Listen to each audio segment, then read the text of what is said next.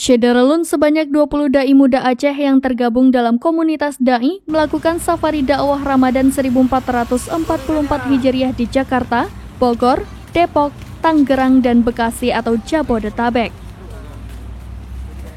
Dai-dai muda Aceh ini di bawah bimbingan pesantren Ma'hadul Ulum Diniyah Islamiyah Samalanga Piren yang dipimpin oleh ulama karismatik Syekh Tengku Hasanul Basri HG atau dikenal dengan Abu Mudi.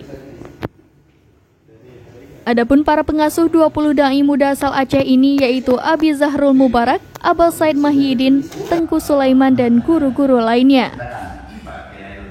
Dikatakan Hafidz, sebelum misi dakwah ini berakhir, para dai berkesempatan bersilaturahmi dengan Wakil Menteri Agama Republik Indonesia, Dr. Haji Zainud Tauhid Saadi MSI, didampingi Direktur Pondok Pesantren Kementerian Agama, Dr. Haji Waryono.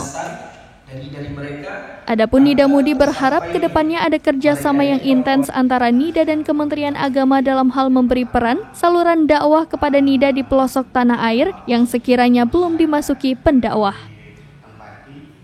Termasuk utamanya kegiatan Ramadan yang lebih efektif, kemudian bagi kami juga seperti yang Pak Sekjen Ujung